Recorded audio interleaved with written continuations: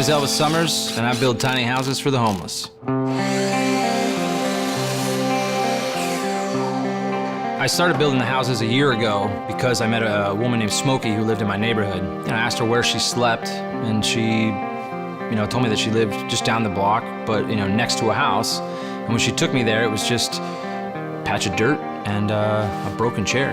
It just kind of pissed me off that come nightfall, nobody cared that this grandma was literally sleeping in the dirt. So I skipped a few bills and built Smokie's house.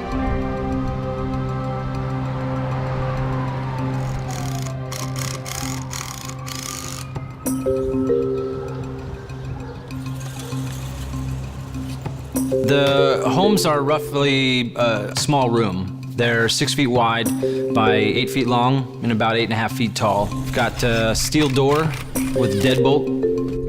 Each house has 2 windows, one on each side. Both have alarms on them. When I started building the tiny houses, I've meant for them to be on land, but I've never been able to have or buy or rent my own land. So I had to just place the houses wherever I could, and the best idea seemed that to just replace tents. There's a lot of sidewalks, especially on the overpasses of the freeway.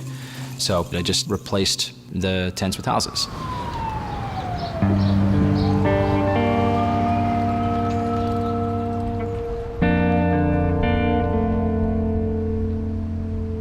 The people I've given homes to already are all across the board: women, children, veterans, sick, elderly. It's a flood of emotions because it gives people hope. Most of the people out on the streets have been there for a while, and they've pretty much lost all hope. Nobody's doing anything about tonight. You got the curb, the gutter, you get a tent if you're lucky. Then you're kicked out and harassed. Your tents are taken, you can't sleep there either. There is nowhere else to go. There is no option.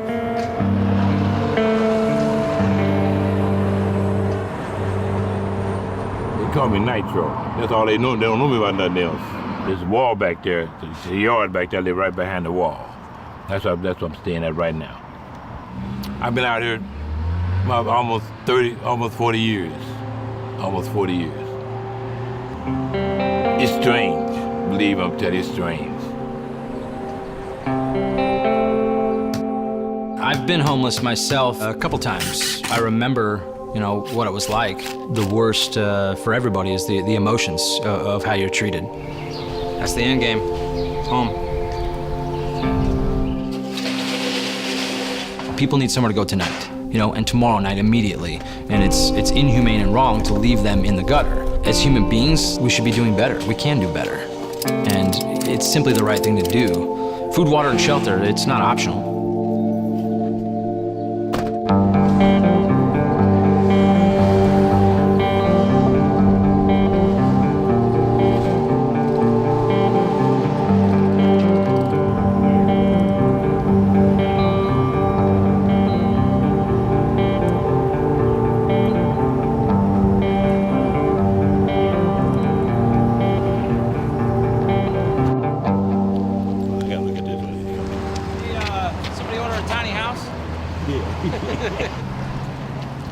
A tent, you can cut open with a knife. You can just tear it with your bare hands, and absolutely living in the gutter is not safe. Having 4 walls and a roof, just like a house, built strong and has a deadbolt to lock. I'm officially gonna turn this over to you. What's this for? These are the keys to your house. Is it? Yeah. Really? I gotta keep them in the house too. Yeah. It means a hell of a lot to me. I ain't got to worry about the weather. I ain't got to worry about. Whew, man. There's so many things I don't have to worry about no more. That's what you call a friend. What he does is what you call a friend. Built me a house. And not only just bought me a house, he built me a house. Thanks a lot. You are my friend now. Yeah, I think you're my friend too.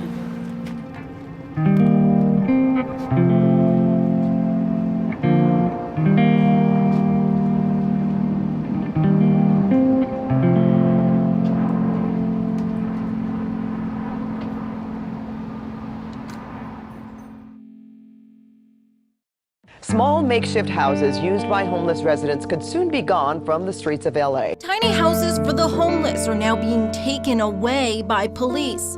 Tiny houses gifted to the homeless are being seized by Los Angeles County officials. Are bulky items that can be removed without notice under an existing city ordinance.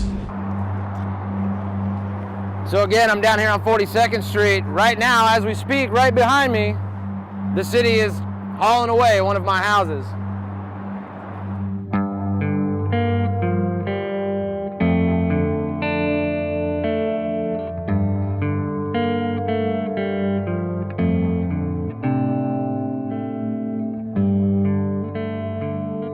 Collectively, 13 people living in all those houses. Now their houses just sit in storage. And I had to kick them all out on the curb.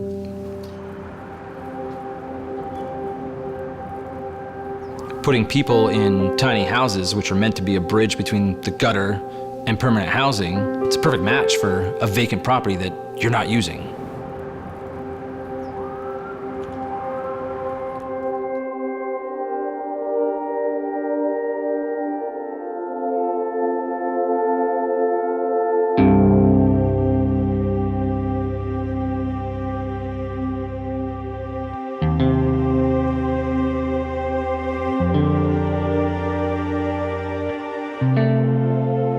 People need help, and since nobody else seems to want to do anything about it, then that just drives me more. I don't quit and I don't give up, and I won't turn my back on any of them.